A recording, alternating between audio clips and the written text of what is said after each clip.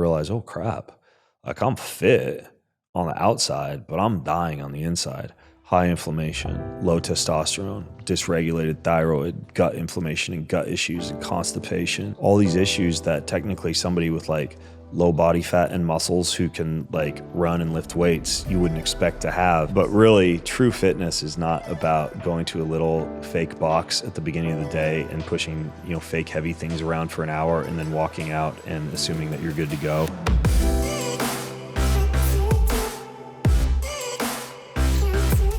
Hey everyone, welcome back to On Purpose, the #1 health podcast in the world. Thanks to each and every single one of you who come back every week to listen, learn, and grow. I am so deeply grateful for our trusted, committed community that shows up every week. And today's guest is someone that I met a few years ago now. We've been going back and forth trying to make this happen with both of our schedules, with the pandemic, with COVID, with everything else that's been going on.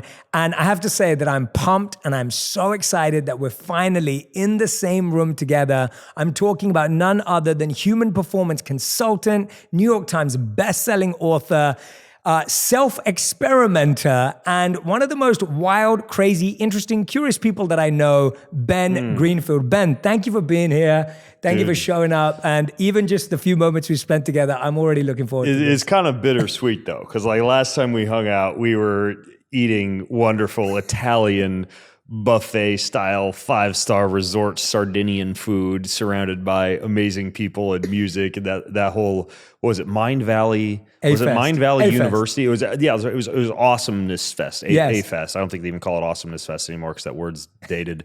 But yeah, they had like, it was almost like a Disneyland in Sardinia, some giant resort. All I remember was the food was amazing. Great parties. And then I met you. We were sitting at a table at dinner and you and I had never met before. And Vishen Lakhani was there and he introduced us. And then we thought about doing a podcast. And that was like 2 years ago. Literally 3, I think. Finally, the other side of the world, we finally hook up. But yeah, Sardinia, you know what was interesting about that? Like Sardinia is well known as being a longevity hotspot, right? Like Nicoya and Loma Linda and Okinawa, one of these so-called blue zones, even though there's some controversy about the whole blue zones and whether or not the demographic data was accurate or whatever. But either way, like people live a long time there. Like we know that. But when you look at the populations that they studied in Sardinia, it was a lot of the old people up in the Dolomites, right? Who were, hiking up hills with their goat's milk and their wine and eating, small cold water fish and herbs and spices and teas and living this like outdoor lifestyle combined with social relationships and love and all these things that we know now feed a good, not just health span, but lifespan. And then we got to Sardinia. So that was like the picture I had painted in my mind. But then when we got to Sardinia, we weren't like up in the craggy hills with like old Italian people drinking table wine over small, fish and tea up in the mountains somewhere. This was like a full on like 5-star resort with like golf carts and like man-made beaches inside giant walls. And so it was interesting for me. I kept wanting to slip away like up into the Dolomites and be like, okay, well, this is interesting, but what's kind of like the non-touristy side like? Yeah. Regardless though, the food I think was amazing and probably something the longevity enthusiasts up in the mountains would have killed to get their hands on. Absolutely. I hope we were eating seasonally. I think we kind of sort of, I think it was seasonally / what the locals there thought would kind of impress people from us. Yeah. But I mean, like, I've eaten in Italy before, I guess more like the locals. Yeah. So my wife and I, early on in our marriage, we flew into Rome. And didn't have a lot of money. It was either senior year of college or right after we'd both graduated. And so this was back in the day when I had to like fax all my reservations in and my credit card number to the different places that we wanted to stay and stuff. But our harebrained idea was we wanted to rent bikes in Rome and just like zigzag ride them all the way up to Florence. And that's what we did. We rented bikes, but I planned ahead and mapped out the whole route. And so I would fax my reservations into these agricolas, which are like farm stays where you stay with these Italian families out at their farm, or like little hostels or beds and breakfasts, because that's basically what we had the money to afford. And so we got into Rome, we start riding, and basically because I'd already prepaid for all these reservations by faxing them in, it was come hell or high water, we had to get to where we were going that day. And most days were like 35 to 50 miles of riding, which isn't a whole lot, but these are like heavy touring bikes with panniers on either side, the bags where you keep all of your belongings, your clothing, your toiletries, whatever. And inevitably, as the trip goes on and we like buy wine and buy cheese and buy souvenirs, these bikes would get like heavier and heavier as we'd go. Every city there is built on top of a hill, like an old medieval village with walls, and you got to climb a hill. So every day at the end of the day, the very last thing we'd do when our legs were already toast was just climb to the top of these hills and then hunt down, wherever we'd actually put in a reservation to stay at. But I remember the most special thing was every single day you'd finish, you were sweaty, you were tired, your legs were aching, and you knew that there was a homemade Italian meal with some table wine that rivals, a $50 glass of wine you'll buy here in the US, and wonderful people and smiles and a bed to stay in. And I just remember every single day riding up those hills thinking, gelato, homemade ravioli, red wine. You got this, Ben. You can do this. And it was a cool trip. We got all the way up to Florence. We put our bikes on a train and then just took the train back down to Rome and flew home. So now I have, years and years later, I have twin 13-year-old sons. And when they're 15, so a year and a half or two from now, we're going to replicate that trip. We're going to take them back. So now I've got them kind of starting to train and learn how to be comfortable on the roads. Like the Italian roads have no shoulders, right? So you got to know how to handle your bike on roads and know how to ride a big fat touring bike instead of a road bike. And so that's going to be really, I'm super looking forward to that. It's like the next trip to Italy is going to be with my boys, riding through the Italian fields and hunting down Florence again. That's a beautiful plan. I love hearing that, man. They're lucky boys. And I remember that as a young man, my parents would drive us to Italy. That was their favorite place in Europe. So we would drive from London, we'd get the ferry into France. And then from France, we would drive again to Italy. So we'd drive to Venice, we'd drive to Naples, we'd drive to Rome. We just drive to a different place and we'd drive across Italy because we didn't have the money to fly there. And my parents preferred doing a road trip.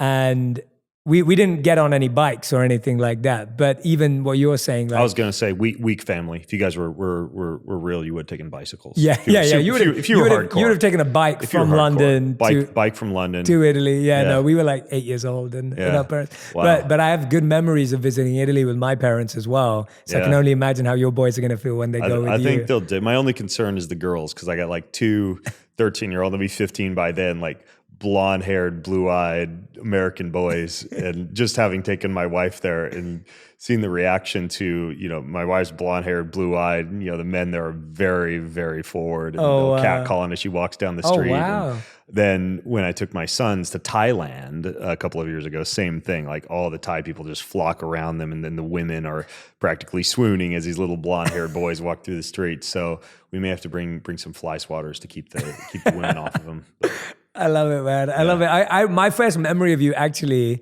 was in Sardinia. I knew you were going to be there. We were both speaking at the conference, and I was learning about you and learning about your world. I'm not a biohacker. That's not my background in the same sense as you are, and so I was intrigued, and I loved your sessions that you did. But my first experience of you was we had an evening party, and it was like this. We were on this bridge, if you remember, at the hotel. And you literally jumped in to like the hotel lake / pool. It was, and the reason why I say lake is because it wasn't like a swimming pool. I've got to give Ben credit. It was evening, so it was cooler. And you dived in and you swam. And you got out and you made and we were all like, wow, that is the way to enter it. So I've always remember this. You remember it? Yeah.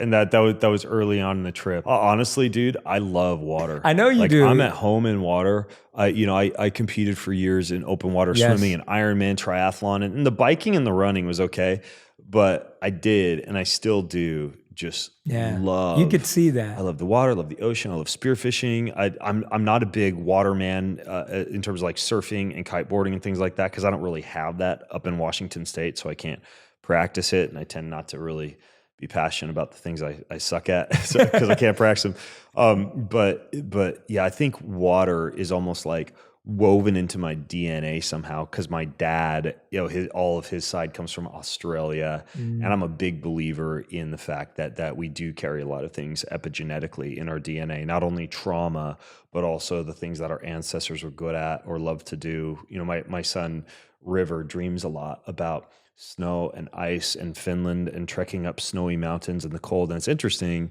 because my wife Jessa's whole side is like Northern European, up in the area around Finland and Estonia and Switzerland, and some of these more like snowy white places. And it's funny that that's like a repeating dream that he has.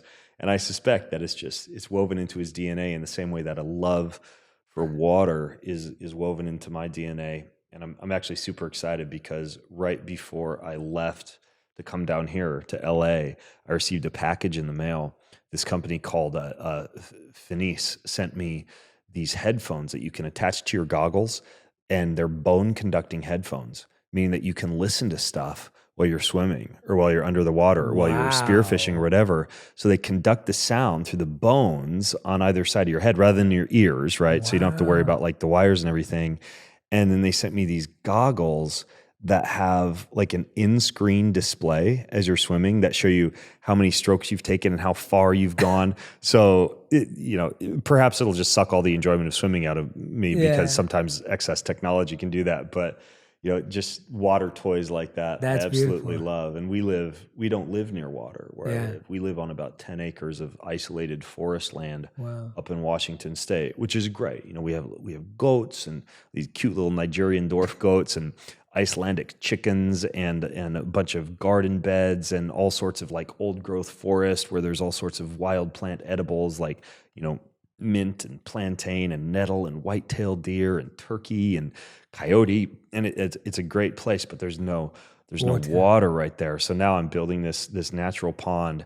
And then just to scratch my swimming itch, I got one of those swim pools that's it's like 20 feet long, but it has the super hard jets. Yes. And you attach like it's like an elastic band to your waist, and you can swim against the current. What are they called? There's a name for those pools. Mine one's called an aqua fitness. It's the ones you see Michael Phelps advertising in the back of airplane magazines, like that kind of thing. But then I keep mine because I'm a huge fan of like the power of cold thermogenesis and cryotherapy for just for fat loss and your nervous system health and your cellular resilience. I think most people live in the comfort of temperature too much. And when we look at longevity data, when we look at health data, when we look at nervous system and cellular resilience, constant exposure or regular exposure to stresses of heat and stresses of cold is so good for the human body.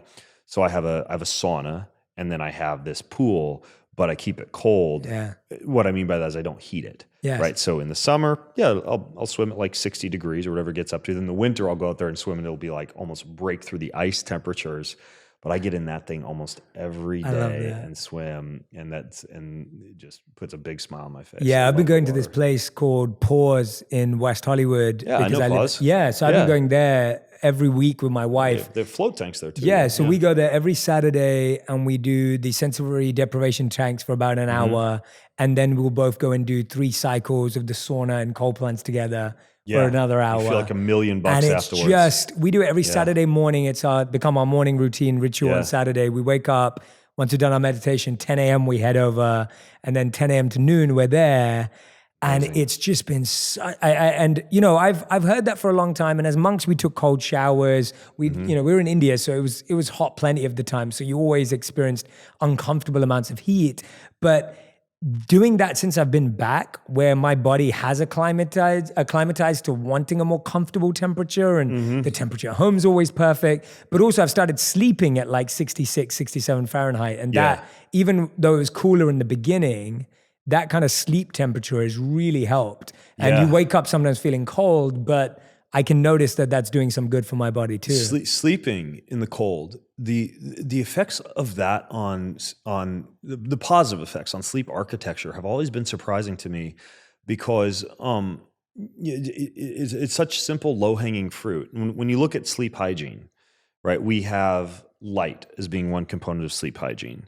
So what I mean by that is your sleep cycle begins in the morning, meaning that the more sunlight, the more of these, like, if you're looking at this from more of a biohacking standpoint, like the infrared light panels that you can use to simulate sunrise in your office that you can shine on your whole body, or an infrared sauna, or these blue light boxes that they sell for desktops that are used for seasonal affective disorders, or of course sunlight being, the top of the totem pole for any of this stuff.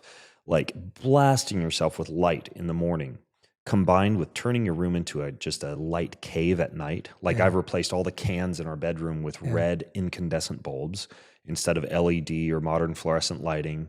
So that's for the late evening before you turn off the So lights. my master bedroom, my son's bedroom, and our master bathroom are all red incandescent bulbs. No regular bulbs. Like whenever you turn on the light. Yeah, all red. No dimmers, because dimmers, and we're kind of getting into the weeds a little bit here, but dimmer switches on lights, they cause a lot more what is called dirty EMF, or a high amount of non-native electricity that doesn't jive well with human cellular function. And so we don't use dimmers, but we just replaced all the cans with red incandescent. The reason for incandescent being that even though they're slightly bigger power hogs on the electrical supply, it's not that big of a deal. It might be an extra $10-15 on your electrical bill every month. So it's nothing too big to worry about. Yeah. But they also they simulate the natural red spectrum of sunlight, and the same as our ancestors might have experienced during torchlight or firelight at night.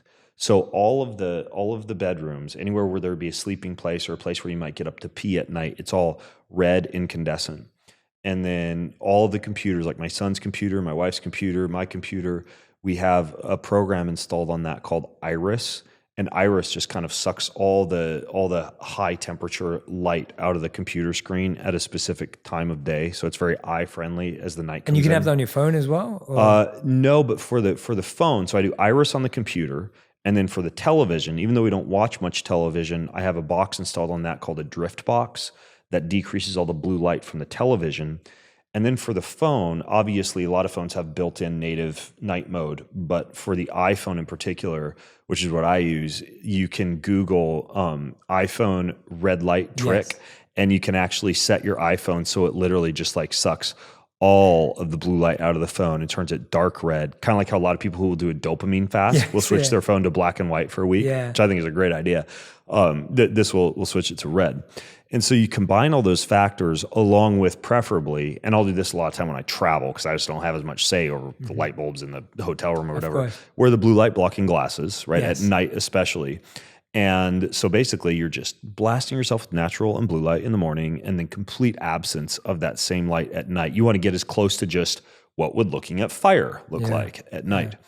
So light is one, and it's interesting because light can also be used to shift your circadian rhythm backwards or forwards. So let's say we weren't sitting here in LA. Let's say we were in New York, right? And so my wake time in New York being, let's say 6 a.m. would dictate that if I were back home on Pacific time, that's like 3 a.m. And if I'm in New York for a week, when I get back home to Pacific time, my body's all of a sudden waking up at 3 a.m., which is annoying and problematic. And I don't want to get up at 3 a.m. because there's not a whole lot going on. And I'm a total fan. Like I'm an early morning guy. Like I usually get up 4:30 or 5, but 3's pushing the envelope. 3's like you're dead by 11 a.m. Yeah, totally. You don't want to talk to people and you need a nap. And so anyways, the trick there is when you're waking up at 3 a.m., if you do wake up and you have to get out of bed and you're going to get up, you're going to maybe whatever, go do some yoga or read a book or whatever,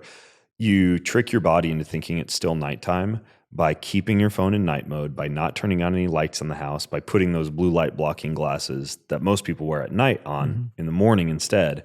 And when the time rolls around, when you actually want to send a message to your body that this is the new time to wake up, like let's say that's 6 a.m., then you flip on all the lights and you blast the body with light. And after 2 to 3 days of doing that, it's remarkable at how quickly you can shift your circadian rhythm so you won't be waking backwards up at 3. or forwards using light. And again, kind of like back to the whole biohacking realm, there are even, in addition to those light producing boxes that you can put on top of your desk, they make ones that you can put in your ears. They look like headphones. They're called a human charger, and they blast your your head with this blue light in either ear. Wow. And then there's also a pair of glasses that you can use called you don't called even need to see that retimers. light. Your entire body is a light receptor machine. And that's interesting because you could wear a sleep mask at night, but if your room's really light, like if you don't have blackout curtains or there's lots of blinking things in the room, or you walk into a hotel and you turn off the lights and all of a sudden it looks like a spaceship because the TV and the Wi-Fi and everything, like even if your eyes are covered, all that stuff hits your skin. Wow. So when I say dark in the room, like I make sure it's really super dark. But you were talking about temperature too. Obviously temperature that's like the second component of sleep hygiene.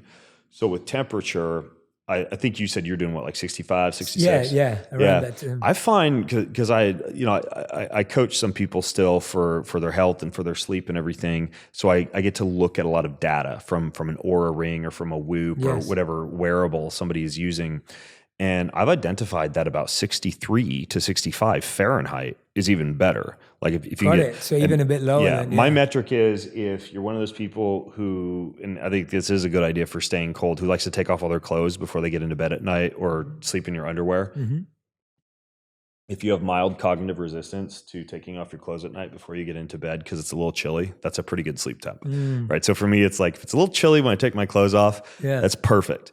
And then in addition to that, I actually have this pad underneath the top sheet of my bed. It's called a chili pad, and it circulates like 55-degree cold water under my body while I'm sleeping. My wife doesn't do most of the stuff that I do. So you just have on your half? Yeah, the shoemaker's wife wears no shoes, dude. So I just don't bug her about it. I let her do her thing. She likes to garden and hang out with the goats and chickens and go on walks, and so she just does her thing. And I don't force anything on her because I know what'll happen down the line. If I want to give my wife health advice, I'll tell one of my friends who's a doctor.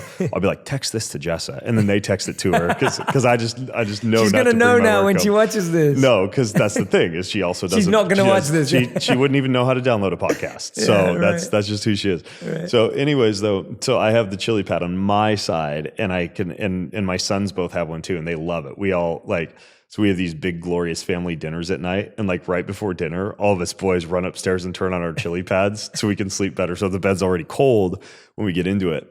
Another thing that you can do, and it's a little bit paradoxical, but it actually works, is you can pull on wool socks before you go to bed at night. And when your feet are warm, there's these little vessels are called anastomosis or something like that, but it actually allows the rest of your body to stay cool when you warm some of those tiny vessels in the hands and the leg. So you'd think wearing wool socks to bed would keep you warm, but just like wear wool socks and little else, and you can actually cool the body with that method too. And then finally regarding cold, you don't mind me just geeking out on all No, this is beautiful. I love this. Like I'm just going no, on, we dived into sleep. Sleep's going to be... Everybody needs to sleep. Everyone's going to try this out. Yeah, because I mean, sleep's something that everyone's struggling with. Yeah, so I'm very happy with it. It's so critical. Please geek out. So the thing with the cold is that if you do kind of like break the rules, because there's all these rules now that all the scientists in their institutions have come up with that are annoying us, like you're not supposed to work out hard within 3 hours of bedtime, and you're not supposed to eat a heavy meal within 3 hours prior to bedtime, which for me can be socially problematic because I love to have big, glorious family dinners with people and go out on the town and visit new restaurants. And I mean, how often, let's say you're going to bed at 10, how often are you really going to be done with all that? Like 7, unless you're just like a total, I don't know, just a boring social outcast.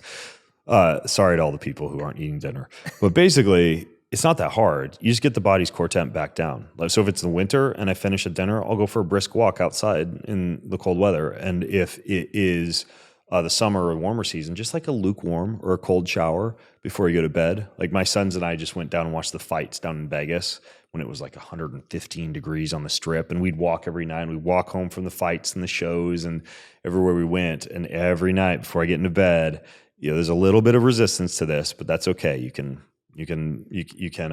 overcome the resistance, but just take a cold shower before you get into bed. And that helps to lower the core temp if you have had to exercise or you've had a heavy meal in those 3 hours prior to bedtime. Mm-hmm. So you've got the light and you've got the cold, both the ambient temperature and then your sleep surface and then your body itself that you keep cold. The other two that you want to think about for sleep, in addition to light and cold, The first is noise. And in the city, this is a bigger issue. But I mean, even I've got roosters that like to get up kind of early because they're naturally programmed to wake you up. And I've got, I live out in the forest, but there's a road nearby that sometimes semis go down, and I can hear off in the distance the braking, like the, when semis go downhill. So I wear earplugs, like just soft wax earplugs to bed.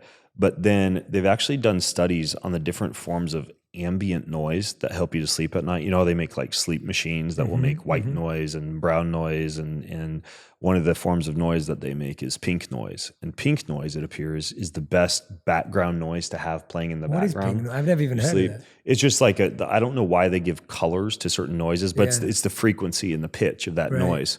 So I've got an app on my phone called Sleep Stream.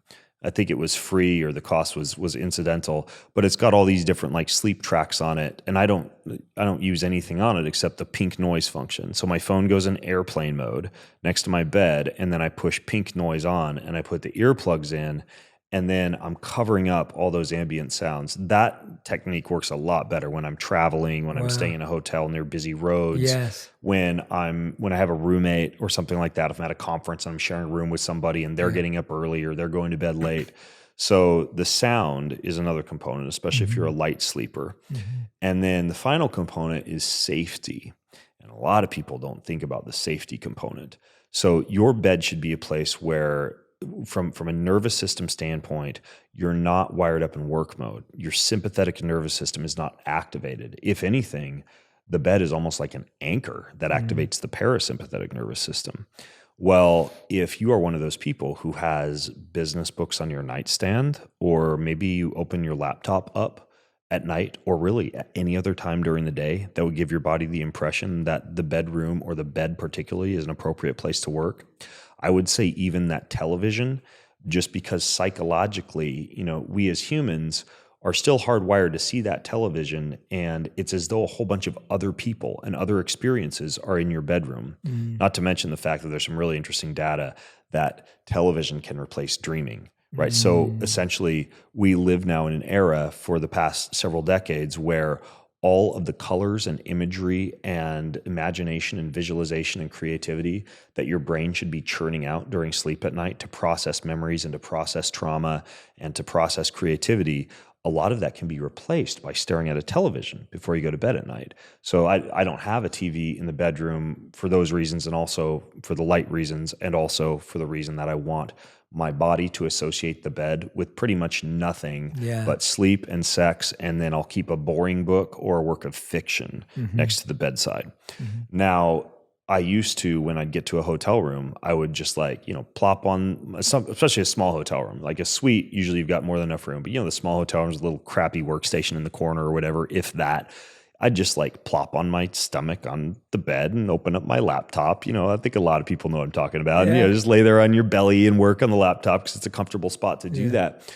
And the problem is that sends your body this cognitive signal that the bed is the place where you work. So now I always make sure my laptop, even in a single room hotel room, is not in the bed. And that sends the body a message that the bed is a safe place, not a workplace, not a stressful place, not an emails jumping out from your computer place. And if you really want to take that safety thing one step further, this has become quite popular now, this idea of gravity blankets, meaning folks will sell like these 10, 15, 20, or 25-pound gravity blankets. And it sounds like it would be totally paradoxical to what I was saying about staying cool, because it sounds heavy. But a lot of folks are doing a good job making like a gravity blanket that will stay cool. That one company I was talking about, Chili Pad, they even sell a gravity blanket that will circulate cold water through the blanket. But there's something about, very similar to how when you were swaddled as a baby, you felt protected and you felt like you were in this quiet cave. It's that feeling when you pull on the gravity blanket. And so when you combine all that stuff, the light, the cold, management of sound, and then presence of safety in the bedroom, you create a real nice nest for getting those hours that are arguably the only hours during your life, arguably that third of your life that your nervous system should be repairing, that your body should not be wired up to have everything activated, that you shouldn't be exposed to lots of electrical signals. And I'm not one of those guys who's like go full on, move up to the mountains, don't use internet, cut yourself off from everything. But it appears that the issue with constant exposure to all these electrical signals that our bodies, from an ancestral standpoint, haven't been exposed to for thousands of years is the fact that the cells don't get a break, right? So when we're looking at Wi-Fi and Bluetooth and the constant opening of what are called calcium channels in the cell that allow a whole bunch of ions to spill into the cell that disrupt metabolism or that give you brain fog later on in the day, that's actually all pretty repairable. The body's actually pretty impressive and magical in terms of how quickly it can bounce back from certain things, just in the same way that it could recover from a hard exercise session and remove all those muscle fibers or repair all those muscle fibers if you give it rest, if you give it recovery.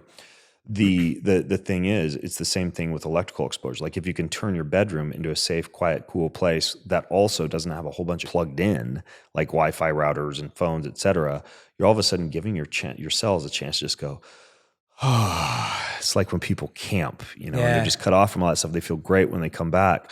So it's not as though you have to live like a Luddite. It's that sometimes you have to press the pause button, give your body a chance to step away from all that electricity for just, those 7 or 8 hours or however long you're in there, and then emerge back out repaired and ready to tackle the day again. Yeah, that's you just told everyone how to make their bedroom into a sanctuary. That was a sanctuary. Yeah, yes, that's what it sounded like. The way you were describing it, I was just like, and that's what it has to be. A sanctuary is safe. A sanctuary is it has to light. be. And I think a lot of people beat themselves up too, because there's a lot of really great sleep researchers out there now. Yeah.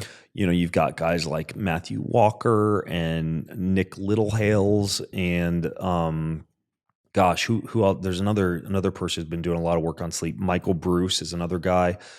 But over and over again, what you see is you're supposed to sleep 7 to 9 hours a night. And a lot of people feel bad because they don't. They don't get that. And I felt bad for the longest time because I didn't. And I'm like, what am I going to die of cancer early? Or am I going to, is my body going to fall apart? Am I going to accelerate aging?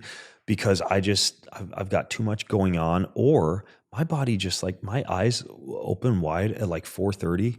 And I just want to go crush the day, right? Which I think many people who are dialed into perhaps some of the things that you talk about, like your ikigai, your life's purpose, your plan de vida, speaking of Sardinia, this idea of your purpose for life. Well, if you have a really strong purpose for life, sometimes you wake up in the morning and you're just like, baby, let's go, bring it on. And for me, with our big, glorious family dinners, and I read my son's stories at night, and I play the music on the guitar, and I'll make love to my wife and read some fiction. So, even with all that, I can usually do a pretty good job being close to asleep by 10. Yeah. But getting up at 4:30, that's 6 to 6.5 hours. So the thing is that if you do that, but also you take a nap, like a post-lunch siesta, for example, the siesta, even if it's 20 to 45 minutes long, can simulate what you get out of a full 90-minute-ish sleep cycle. So the way that I live my life is I sleep 6 to 6.5 hours a night, and then clockwork after lunch every day, or if I have a meeting after lunch, sometimes it's slightly later in the afternoon. I try not to push it too close to bedtime because you want some sleep drive going into the night. I take a nap. I take a siesta. For me, it's 20 to 45 minutes. Wow. I do this is where some of the biohacking comes in. I'm like, okay, I got 20 to 45 minutes. I want to make this effective. Yeah. So what I do is, I have something similar to that sensory deprivation float tank that you use down at Pause. Yeah. I actually had a float tank for a while, but it was too much upkeep for me. I can imagine. I got rid of it. The magnesium. It's just my whole basement looked like a freaking pool house. So I have what's called a hyperbaric chamber, which is this chamber that they use in hospitals for repairing wounds, and they'll use it for cardiovascular problems and increasing red blood cells. And it pressurizes you at about what's called 1.4 atmosphere. So it's you're 23, 25 feet under the ocean with the pressure, but then you're breathing pure oxygen. And so the combination of the pure oxygen plus the pressure drives that oxygen into the tissue, accelerates repair, clears the brain. I mean, even if you weren't napping in it, you feel amazing when you get out. And so I climb in that, and I like it too because I have to zip myself up, and it's kind of nobody can get to me. It even takes 3 minutes to decompress me. So if the house caught on fire, I'd be kind of screwed. but I climb into that. So I'm just like, I'm locked off from the world, right? And then I have a couple of technologies that I use. One is called a HAP-B. Oh yeah, it's I've like, seen those, have you seen this? It's super cool. I've been messing around with it for like 5 months now. It uses a magnetic signal that simulates the same molecular signal of a few choice compounds. Like for simulating wakefulness, you could choose like the caffeine setting, the nicotine setting. It's got like an alcohol setting. But what's it doing? So basically all it does is it causes your cells to respond as though that particular molecule were attached to the cell receptor without you actually ingesting a compound or taking a supplement or consuming something that's going to stay in your system for a long period of time. So let's say I want a wakey prior to going out to a dinner party. I could put it in coffee mode, right? Put that around my neck or on my head, get that hit, wakefulness producing hit of caffeine. But then when I take it off, it's not like the caffeine's still floating around in my system. Same thing with a nap. So what I like, so it's in your system only for as long as you have. Right. It's just, it's as though I were blasting you with the electrical signal of coffee without you actually having to drink the coffee, which has a half-life of, whatever, 6 or 8 or 10 hours, depending on how you're genetically wired up. So it's really cool. And I didn't really believe, I'll interview a lot of people on my podcast. I'm like, that's a little woo. But then I tried it and it actually works surprisingly well. So I put it in my preferred mode for nap is the one that's it's called relax, but it mimics CBD, right? Which is nice for me because it just kind of settles down some racing thoughts, gets me down at the end of the day. So I put that on, and then I also have this other device that works kind of similarly, but instead of using a magnetic signal, it vibrates, and it's a tiny vibration that elicits a brainwave signal that could be like an alpha brainwave signal or a kind of more like a hyped up beta brainwave signal or a deep relaxation like theta or delta brainwave signal. And that's called an Apollo. And that also, similar to the HAP-B, has like a wakefulness mode, a social mode. I even put that HAP-B one, which also has an alcohol mode on it. I gave it to my son who wanted to try it out at dinner one night, and it was in like social alcohol mode. He got like super funny and he was joking. He was really relaxed. Then as soon as I took it off of him, he was just normal again. That quick. I wasn't giving my son actual alcohol. This was just like simulating the effects. So I put the Apollo in relax mode. I put the HAP-B in relax mode, and I climb into that hyperbaric chamber. And then I've got like lavender essential oil in there, and I lay back. And then I play this track, and I discover a lot of things through podcasting. Half the stuff I learn is from talking to people I'm who learning are like right now. I mean, super duper smart, who normally never give me the time of day, and I get to pick the brains of these scientists. Well, you're and doing that for physicians me and today, physiologists so. for like 90 minutes twice a week. So it's way better than my college education, just talking to all these people and finding out what works and what doesn't. But a couple of years ago, I interviewed this guy who has a company called New Calm. Yes, and New Calm has an app that plays special signals this sounds like 8 billion other apps out there that will play like relaxing signals at night. There are a dime a dozen on the App Store, but this one in particular, it just seems to work for me, most notably in the way that I can put it on like 20 minutes and I'm dead to the world within like 2 minutes of that thing playing. I'll wake up at the 20-minute mark and feel like I've slept like an hour. This is something else. Yeah. As a matter of fact, I asked the guy when I interviewed him, well, could this just replace like the pink noise that I play at night? And he said, no, don't do that, because it pushes you through a sleep cycle so well that if you put it on to sleep at night, you'd go through your sleep cycle from, let's say, like 10 to 11:30, then you'd wake up wide awake at night, right? So this is something that's better, in my opinion, for naps.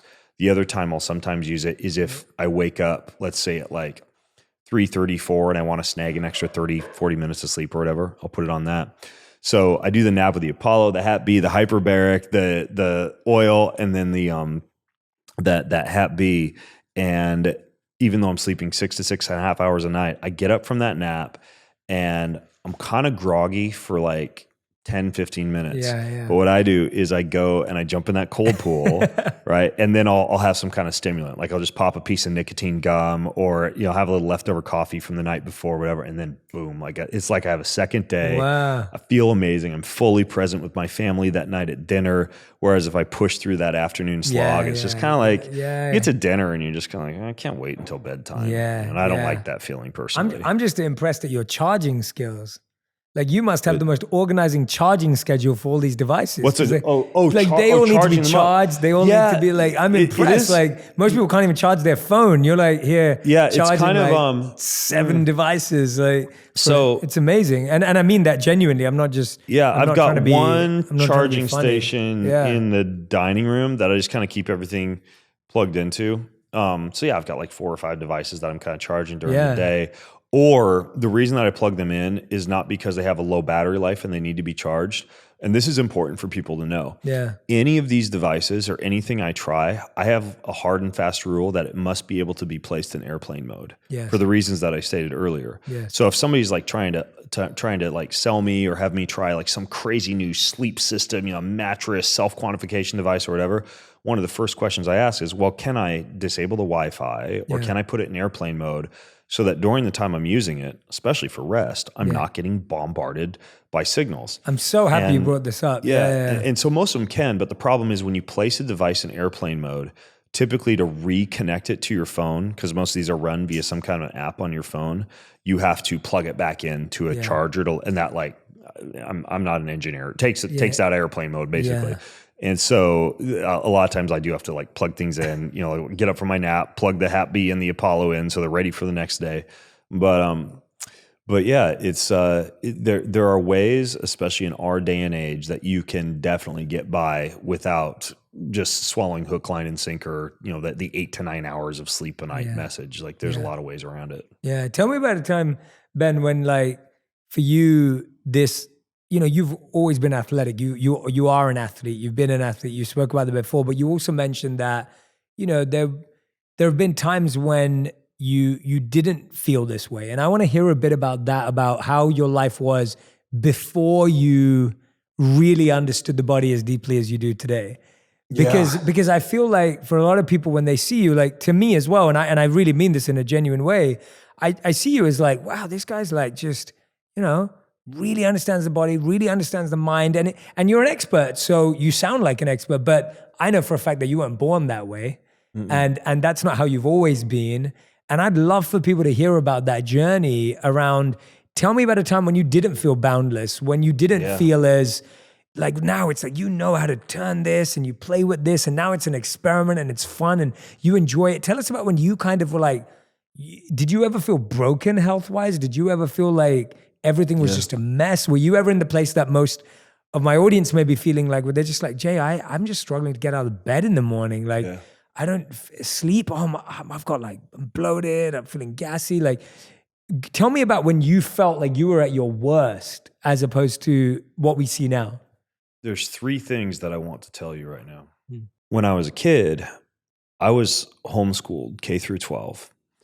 The emphasis of my homeschooling was really more on a classical education centered around Latin and logic and rhetoric and the great books and tons of reading, which I loved. My happy place was the library, and my parents would have to take me out of the bedroom and almost like threaten me with punishment if I wouldn't come out and socialize with people because I just wanted to be in there with my books. I played the violin for 13 years. I was president of the chess club. I loved to take apart computers, right, and design video games and figure out how my hard drive worked and was an early adopter of a lot of these technologies in a very geeky way. Prior to the advent of social media, et cetera, when it was, you actually had to kind of have a working knowledge of some of these technologies. And I was pretty much like a geeky little Christian homeschooled kid. I remember the stuff I got mad about when I was a kid was like when some kid would like quilt a doily at our homeschool talent competition and beat out my watercolor painting, right? Yeah. Like, and so was it your mother and father that were both? Or was the homeschool like there was a group of kids and teachers? Both. We had a pretty good homeschool collective, so I didn't completely miss out on social life. Yeah. I was a weird kid in that I was very independently driven to learn, and I am still that way now. Definitely. My parents would literally just give me books and walk away. They would literally give me the whole year's math curriculum and then just like make sure I took the tests. Yeah. My siblings were not the same and needed a lot more kind of handholding, but I've always been curious and driven from an independent learning standpoint. Yeah. And it really wasn't until I discovered the sport of tennis that I became interested in physical culture at all. When my parents wanted to create a really cool environment for all of us to grow up in. So one day they announced that they were going to bring in some folks and we were all going to pitch in and learn a little bit of construction and lay asphalt and build a tennis court. So we built a tennis court, and they hired a tennis instructor, and her name was Michelle. And I had a big crush on her, which helped with my motivation to play more tennis. But I also loved tennis, and I got really good at it, and it came really naturally to me. And I started to run up the hills behind my house, and my dad took me down to the local sporting goods store to buy little 10-pound dumbbells. And I started to figure out how to drink milk to get strong, and the kind of things that made me faster, and how to stay hydrated, and water and minerals. And I had a couple of mentors. A guy who was my younger brother's best friend's dad was a bodybuilder. So all of a sudden I'm learning about nutrition and working out from him. So you got into early. Another friend is a power lifter. So by the time I'm like 15, I was done with high school. So I'm like, I don't want to go program computers or paint watercolor. Like, I want to go learn more about this body and tennis. So I walked onto the local college tennis team when I was 15 and started playing tennis, started studying exercise science, got a master's degree in physiology and biomechanics, and wound up opening a whole bunch of personal training studios and gyms in Washington and Idaho, and just have been hardcore in the health and fitness and nutrition scene ever since then. So initially, I really wasn't interested in much of this stuff at all. But at that point, I spent like 20 years competing in all these crazy hardcore, obstacle course races and Ironman triathlons and open water swims and adventure races. That was my life for like 20 years, was using my body as a guinea pig, using all these races and events as like a battlefield to test stuff out.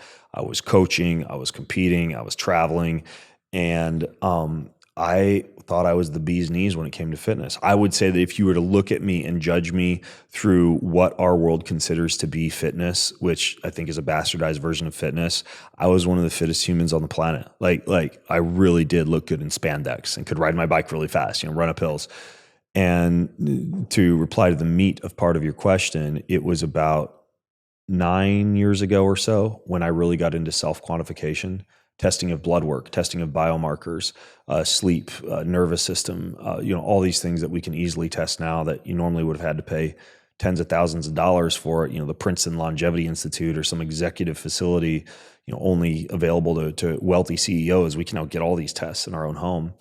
And I got super interested in this stuff, and I started to get all these tests, and I realized, oh crap, like I'm fit on the outside, but I'm dying on the inside. High inflammation, low testosterone, dysregulated thyroid, gut inflammation and gut issues and constipation and brain fog and all these issues that technically somebody with like low body fat and muscles who can like run and lift weights, you wouldn't expect to have. Yeah, that's what. But really, true fitness is not about going to a little fake box at the beginning of the day and pushing fake heavy things around for an hour and then walking out and assuming that you're good to go and maybe kind of sort of eating healthy like a protein bar or Trader Joe's or whatever. Yeah. There's so much more. There's so much more when it comes to the body. And that's what I began to discover. My first big book that I wrote called Beyond Training was just that. It was like, okay, so as an athlete, there's all these other things like digestion and hormones and endocrine system and inflammation and blood sugar regulation and immune system integrity and all these things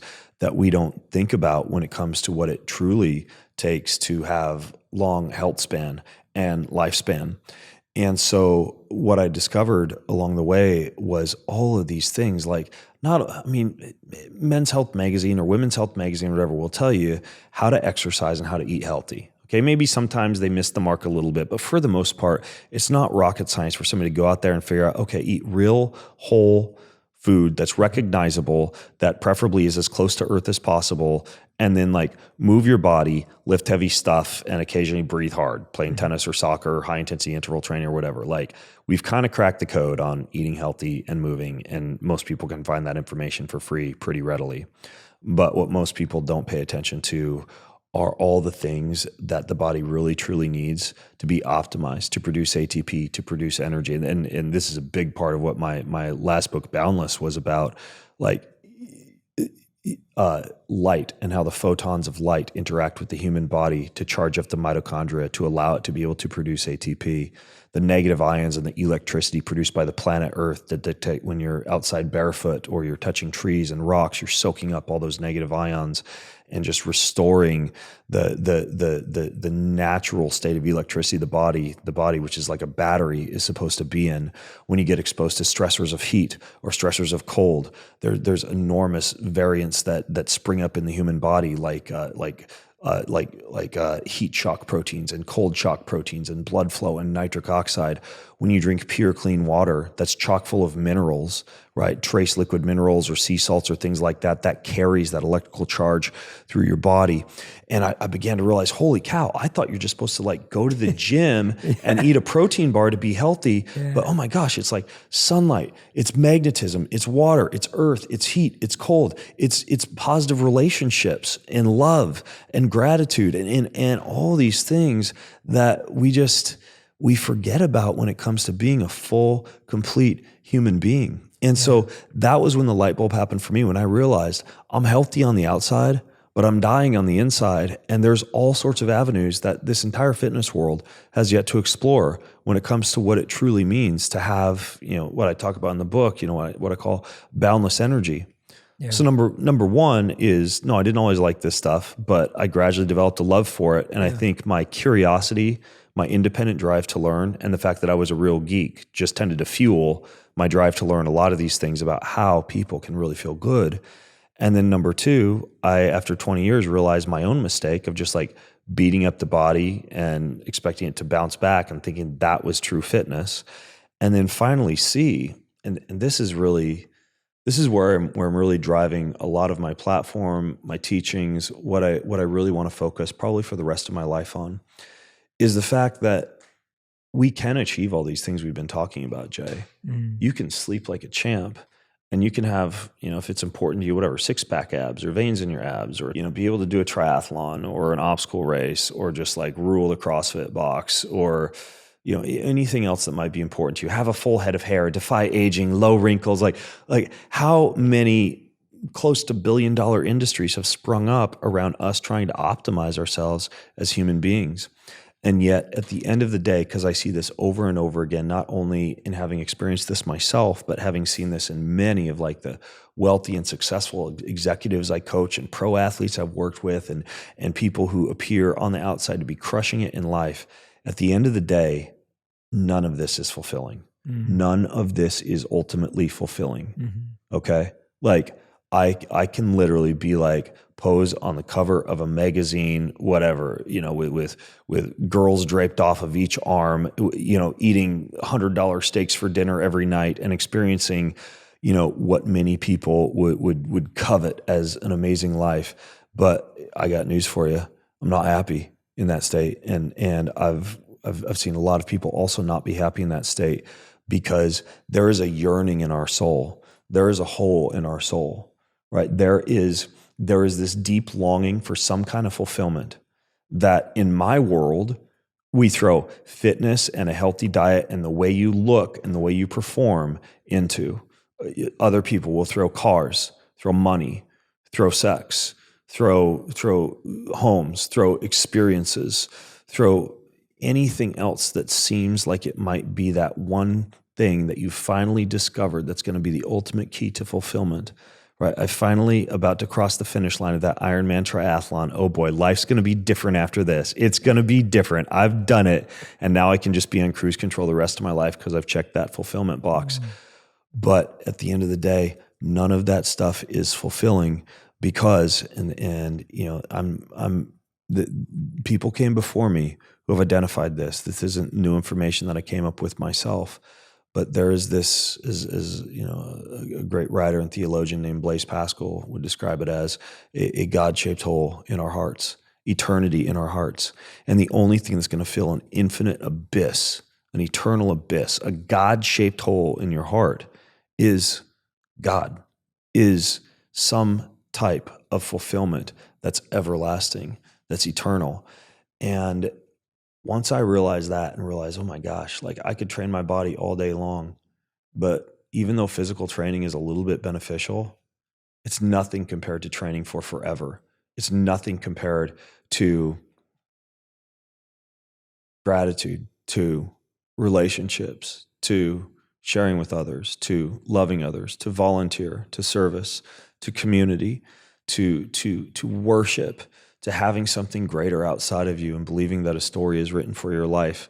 And you know, now that I understand that all of these things that I've learned, all these fun little biohacks that we talk about at the end of the day are interesting, but not going to make you ultimately happy.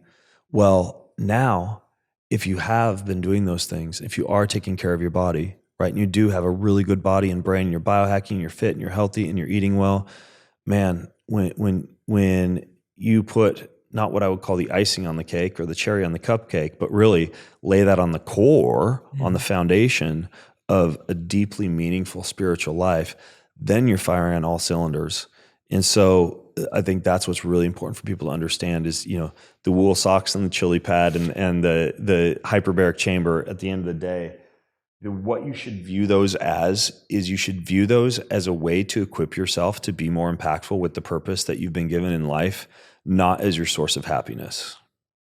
Ben, that was so powerful. And the way you just shared that and the way you even talk about biohacking and mastering the body, from the beginning of this interview, you can tell that it's to have these beautiful exchanges with your family, to have a meaningful dinner. And, when I hear you talk about these things, like it resonates so deeply with me because what you just set up is exactly why we do need to do these things. Mm-hmm. Who wants to be at dinner with their family and be like, have brain fog and have confusion and be stressed out and just be looking forward to bedtime, or to be spending time with their partner but not having the energy to go on a beautiful walk or a hike or whatever it may be. Like, and that's the challenge we're having, that our health is negatively impacting our relationships. Like for those of us who are experiencing fatigue, for those of us who are experiencing bloating, for those of us who are experiencing inflammation, that's leading to stress and agitation in your relationships. You think that you're just not getting along. It is. But you cannot disentangle the body and the spirit. And there are some people that have taken this to extremes. Like if you look at the Gnostics, right? A very popular religion about the same time that Christianity was rising, in 50, 60, 70 AD, they believed that all things fleshly and physical were evil and bad, and that the only thing important was the spirit, and that marriage was bad, and that good food was bad, and anything that even remotely reeked of Epicureanism was bad, and one should be stoic, but stoic to the nth degree. Yeah. And the fact is that the body is sacred. Food is sacred. It's not just this physical, biological interaction with your taste buds. Sex is sacred. It's not just two bodies rubbing together in mutual masturbation. Fitness and even the movement of electrons through the body. In traditional Chinese medicine, and they call that the qi, the life force, the prana, the energy. In Western medicine, we call it the mitochondria. But it's the same thing. There's a deep spiritual aspect to that, and so we are bodies with spirits, and the body must be treated as a temple that is to house the spirit, and the spirit must be treated as the one part of us that we care for the most, because that's what's going to go on for eternity, and that's what we really use as our deep fuel and our fire every day. Mm-hmm. And so, in an ideal scenario, when you wake up in the morning, in addition to impacting this world fully with whatever purpose you've been given with your life in a spirit of loving others, you should also be asking yourself, how can I equip both my body and my spirit today to be as impactful as possible? And it's both, and you can have both. You don't have to be like no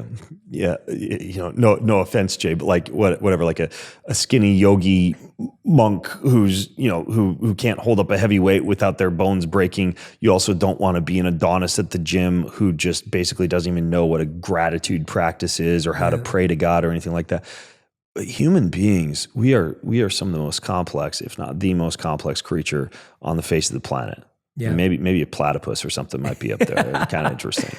But we have the ability to live our lives with this amazing body and an amazing spirit. And in my opinion, there's no reason that you can't have both. Yeah. And man, when you get into that state of literally having your cake and eating it too on the highest level, life is amazing. And every single person listening in right now has the capability to get to that level as long as they realize that most people around them have settled for status quo. And if you realize that you actually can rise above, and you can train your spirit and you can train your body, and all of this is learnable, all of this is teachable, all of this is practicable and habit formationable. And I'm going to stop making up words now, but anybody has this within their power to be able to accomplish.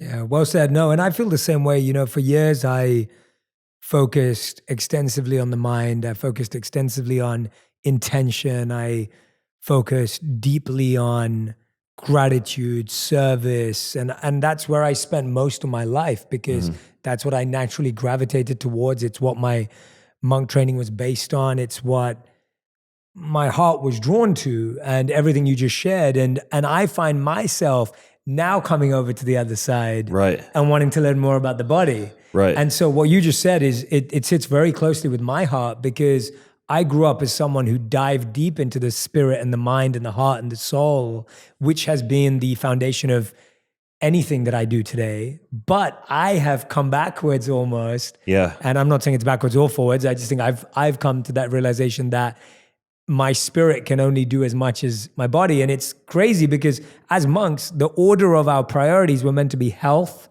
sadhana, service. And so health is health, as you're saying it, your physical, your body, your temple health. Sadhana is your daily practices of gratitude, intention, prayer. And then seva or service is you then sharing that with the world. Right. So the pyramid was meant to be that. Yeah. But some of us, including me, decided to skip that first one and do 2 and 3. Yep. And I'm almost, the reason why speaking to you is so powerful, and some of the things that I've started experimenting with and playing with probably in the last couple of years have been totally that direction of, I now want to understand my body so that I can serve better. Yep. So that I can serve for longer, so that I can have more deep loving exchanges. And that's the goal, right? Yeah. When you come at it with love others, right? Not how do I look in the mirror? No, that's why I never focused on how fast can I run a mile? It's loving others, and in the very same way that the best businesses are not necessarily built on a monetary goal, but are built upon a goal of how many people can we serve, how many people can we touch, how many lives can we affect, and the money will follow. Yes. I mean, for me as a business person, right? Like I have to make a living, and I'm a content producer, kind of like you. Like a lot of my business is driven by me educating people. And when I write an article, or when I record a podcast, or when I'm, doing an Instagram post or whatever it is, I tell myself, okay, my goal, even if there is a product, a solution that's offered here as part of this post or this podcast or this story that someone can go buy, my goal is that someone finishes digesting this content, listening to this audio, reading this essay, looking at this post, and walks away a better person,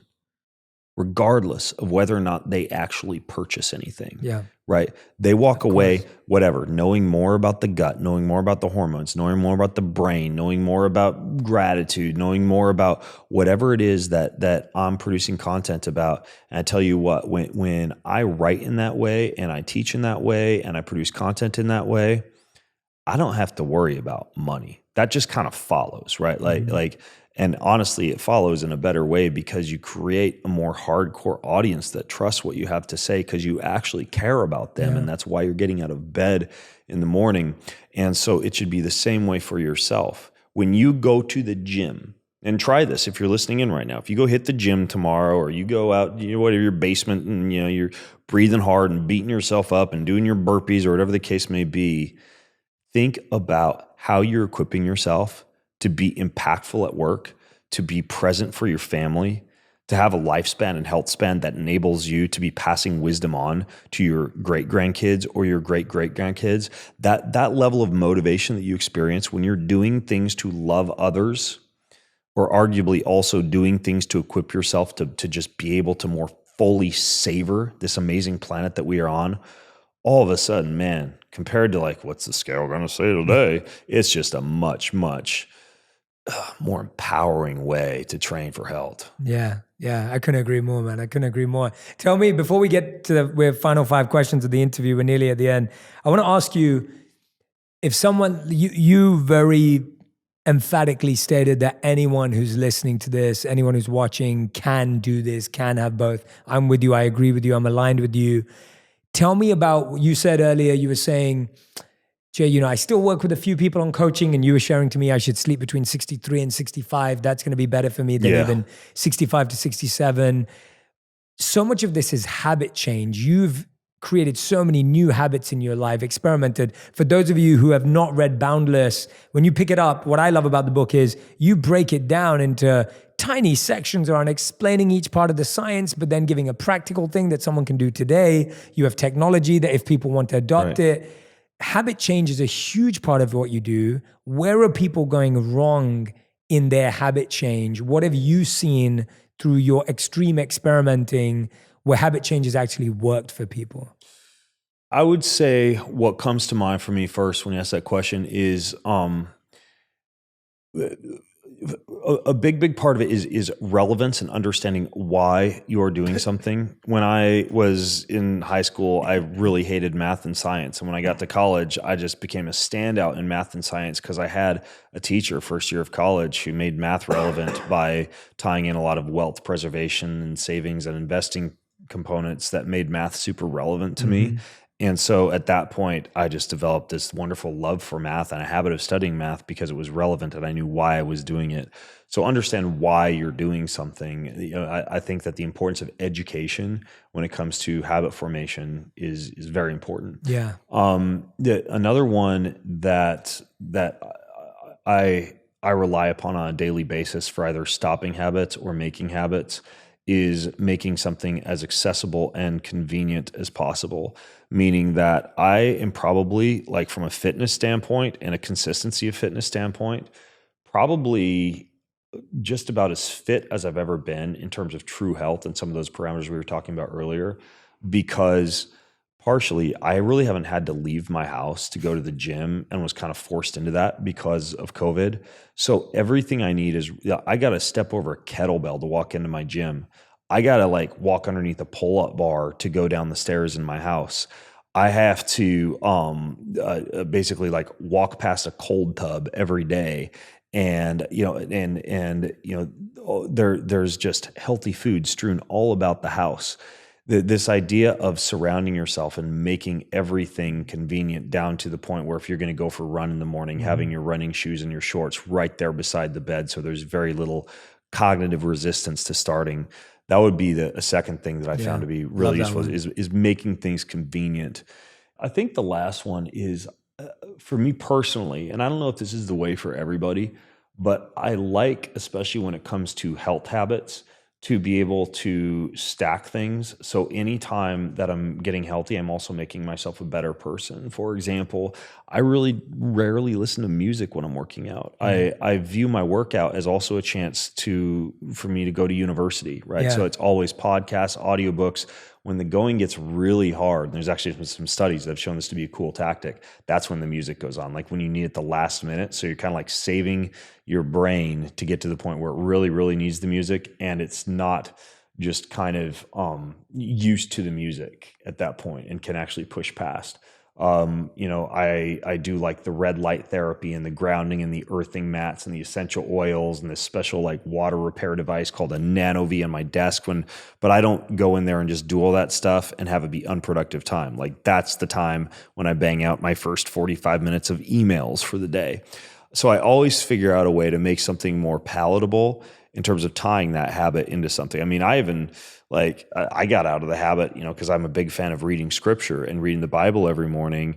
And I even found myself, and this happened a few months ago, I was sitting there reading my Bible. I'm like, why am I just sitting here reading the Bible? Aren't there other things that I could be doing? And you'd think that'd be distracting. Yeah. But now I read my Bible while I'm sitting in a pulsed electromagnetic field chair with a biocharger on. And it's like I'm still reading, but my body's kind of like getting better at the same time. So I love to stack healthy habits.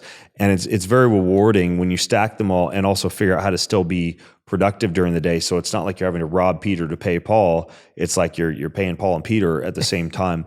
So those are the top 3 things that come to mind. Educate yourself about why you're doing what you're doing. Surround yourself with what you need to maintain positive habits while hiding the things that would cause you to form negative habits. And then basically stack habits and make the habit fun or meaningful or productive, so you don't feel like you're wasting time engaged in that habit. I love that. Ben Greenfield, everyone. Ben, that was amazing. I'm like, you need to come on for a part 2, but we can't wait this long as we waited to do a part 1. Well, and you need to come maybe we can go to some other longevity hotspot. I don't know. Okinawa would be interesting. That would be amazing. Have you been there sushi before? and purple potatoes. I haven't been. I've spent a lot of time in Japan. I used to race over there a lot, and I've spoken over there a couple of times. But I absolutely, I love the food. Depending where I'm at, I like the culture. I would say probably one of my favorite places over there would be Kyoto. Right. Just great touring, great walks, and I'm a fan of sushi. Although now I know we're trying to wrap up, but I'll finish here. I've been making my own sushi. I found this fish service called Seatopia, and they deliver sashimi grade fish to my house every week. Wow. And so it's kind of spoiled me. I literally just take out my sushi knife, cut it in strips, put it in a nori wrap with some sushi rice, a little mustard, whatever I want to sprinkle on there. And so my sons and I make poke bowls and sushi all the time now. But I do enjoy a good actual legitimate Japanese sushi restaurant occasionally. Of course. Yeah. Amazing, man. Well, Ben, we end every episode with our final 5, which are our fast 5. So answers have to be fast. one word to 10 words maximum for Okay. each answer. All right. So and words have dashes. That's the most important part. Yeah. So the question number 1 is, what is the worst health advice you've ever received? It would probably be, and I won't have a whole lot of time to explain this too much, but it would be eat a post-workout meal. Okay. We'll save that for part 2. Say that for part 2. Is that in Boundless? Do you talk about that in Boundless? I talk a little bit about that in Boundless. Okay, in Boundless. All right, great. Question number 2. What's the best health advice you've ever received or given or heard? Get out in the sunlight more. Charge. I need to do that a lot more. I was talking to someone in my health life recently, and they were like, because of the color of my skin, I have to really be out there. So I'm a sun worshiper. I'm a sun I love eater. being out there, but I'm not out there enough, even though because of my skin. We have a giant battery in the sky, and barely any of us use it. Yeah, love that. All right, third question. What would you describe as your current purpose? To read and write, learn and teach, sing and speak, compete and create, in full presence and selfless love to the glory of God. Beautiful. I love that. All right, question number 4. What is the first thing you do in the morning and the last thing you do before you go to bed? I walk over to the sink and I scrape my tongue from the back to the front using a copper tongue scraping tool. Yeah. Ayurvedic. At the very end of the day? Yeah. Very end? Very last Very thing? last thing. Yeah, very last thing. I put my arm around my wife and I say a prayer with her. That's beautiful. I love that, man. In bed. Thank you for sharing that. That's amazing. That's great. Oh yeah, my wife say Ayurvedic. No, that's a whole so you know what's up. We do coconut oil pulling, tongue scrapers, all everything. that. I love it. Yeah. My wife's, that's her world. All right, 5th and final question. If you could create a law that everyone in the world had to follow, what would it be? Every day, write down the name of one person who you are going to help, and then go help them on that day. Beautiful. I actually do that every morning.